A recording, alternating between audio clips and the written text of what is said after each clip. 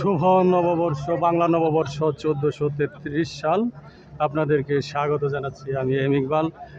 এই মুহূর্তে আপনারা দেখতে পাচ্ছেন যে টাঙ্গাইল শহীদ স্মৃতি পৌরোদ্যানের মূল প্রবেশদ্বারের সামনে আমরা উপস্থিত হয়েছি। এই মুহূর্তে হাজারো জনতার ঢল আমরা দেখতে পাচ্ছেন প্রিয় দর্শক মণ্ডলী। জনসমুদ্র, এখানে উত্তাল জনসমুদ্র, তারা এক নজর দেখার জন্য কিন্তু অপেক্ষা করছে, কিন্তু আসলে সেই সুযোগটি কিন্তু আমরা পাচ্ছি না প্রিয় দর্শক মণ্ডলী। প্রশাসনের কড়া নজরদারিতে তিনি আগমন করেছেন প্রধানমন্ত্রী তারেক রহমান।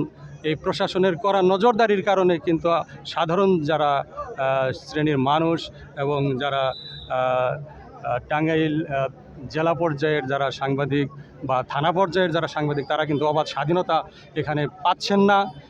স্বাধীনতাকে খর্ব করা হয়েছে আমরা এখানে দেখতে পাচ্ছি প্রিয় দর্শক মণ্ডলী।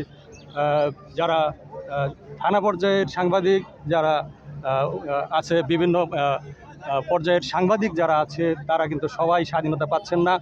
স্বাধীনতাকে খর্ব করার মধ্য দিয়ে তিনি এই টাঙ্গাইল শহীদ স্মৃতি পৌরোদ্যানে গমন করেছেন মাননীয় প্রধানমন্ত্রী তারেক রহমান।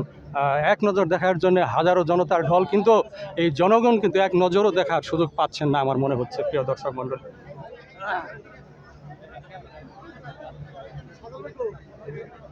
প্রশাসনের কড়া নজরদারিতে তিনি গমন করেছেন, আমরা স্পষ্ট দেখতে পাচ্ছি। আমরা ভিডিও ফুটেজ তৈরি করতে চাচ্ছি, কিন্তু আমরা কিন্তু বাধাগ্রস্ত। আমরা সরাসরি এখানে প্রবেশ করতে পারি নাই। এখানে প্রশাসনিক পর্যায়ের যারা লোকজন, তারা বাধাগ্রস্ত করেছে প্রিয় দর্শক মণ্ডলী।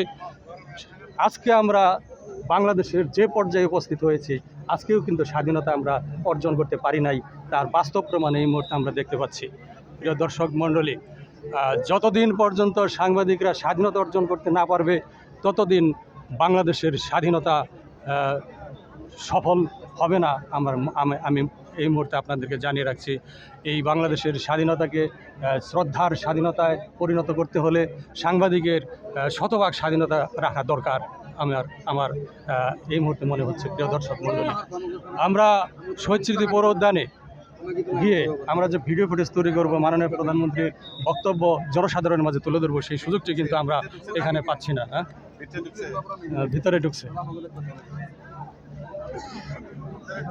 সাংবাদিকগণ যারা আছেন, তারা ভিডিও ফুটেজ তৈরি করার চেষ্টা করেছেন, কিন্তু তাদেরকে প্রবেশ করতে দেওয়া হয়নি।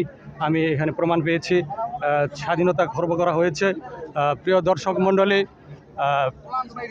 আমরা জানি যে প্রত্যেক সাংবাদিকের নিউজ ফুটেজ তৈরি করার অধিকার রয়েছে।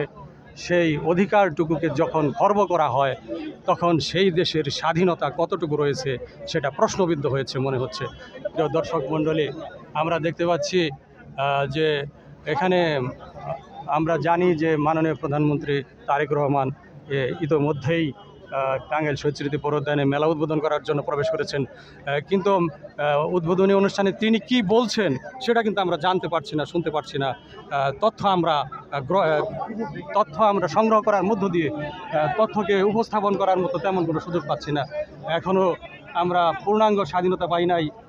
যারা সাংবাদিক আছে, তারা কিন্তু পূর্ণাঙ্গ স্বাধীনতা পাই নাই, সেই বাস্তব প্রমাণ আমি আপনাদেরকে দেখাচ্ছি।